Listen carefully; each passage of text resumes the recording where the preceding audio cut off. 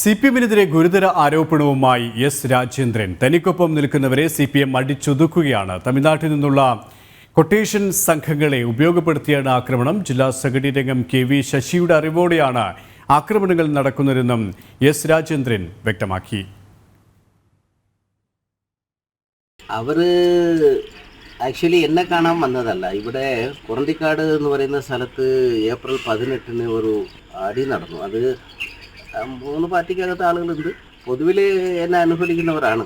അപ്പോൾ അതിനെന്തോ തെരഞ്ഞെടുപ്പിൻ്റെ വോട്ട് കാര്യമൊക്കെ ചോദിച്ചിരുന്നു. ഞാൻ നേരത്തെ അവരെ LDFന് വോട്ട് ചെയ്യണമെന്ന് പറഞ്ഞിരുന്നു. അവർ ആ സ്റ്റാൻഡിലാണ്. ഞങ്ങൾ പറഞ്ഞാൽ കേൾക്കത്തില്ല എന്നുള്ള നിലയിലെയാണ് ആ പ്രശ്നങ്ങൾ അന്ന് തുടക്കം കുറിക്കുകയും കൊട്ടേഷൻ സംഘം തമിഴ്നാട്ടിൽ നിന്ന് വന്ന് വീട് കയറി 12 മുറിയുള്ള ലൈൻസിൽ മണികണ്ഠൻ്റെ വീട് കയറി. മതേശ്വരി എന്ന് പറയുന്ന കുട്ടി 17 വയസ്സായുള്ളൂ. 4ാം ക്ലാസ്സിലൊന്ന് കൈ പൊട്ടിയതാണ്. ആ അടി കൊണ്ടപ്പോൾ അതും കൂടി മുറിവോ ചതവോ ഒടിവോ എന്താണെങ്കിലും പ്ലാസ്റ്റർ ഉണ്ട്.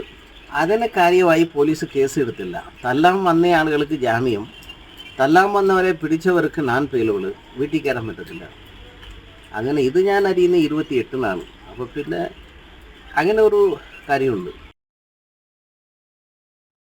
കൂടുതൽ വിവരങ്ങളുമായി സുബിൻ തോമസ് ചേരുകയാണ്. സുബിൻ, CPM നേതാവും ദേവികുളം മുൻ MLA-മായിട്ടുള്ള എസ് രാജേന്ദ്രനെതിരെയാണ് CPM-നെതിരെ വലിയ ഗുരുതരമായ ആരോപണങ്ങൾ ഉന്നയിച്ചിരിക്കുന്നത്. എന്തൊക്കെ കാര്യങ്ങളാണ് അദ്ദേഹം വ്യക്തമാക്കിയത്?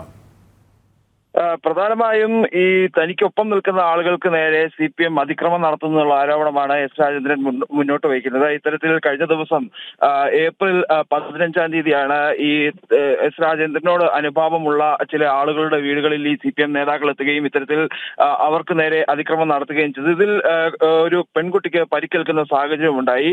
ഇത്തരത്തിൽ തനിക്കൊപ്പം നിൽക്കുന്ന ആളുകളെ എല്ലാ രീതിയിലും അടിച്ചമർത്തുക, അല്ലെങ്കിൽ തങ്ങൾ പറയുന്ന രീതിയിൽ, അല്ലെങ്കിൽ എസ് രാജേന്ദ്രനൊപ്പം നിന്ന് മാറണം എന്നുള്ളൊരു കാര്യമാണ് ഈ ഒരു നേതാക്കളെല്ലാം തന്നെ പറയുന്നത്.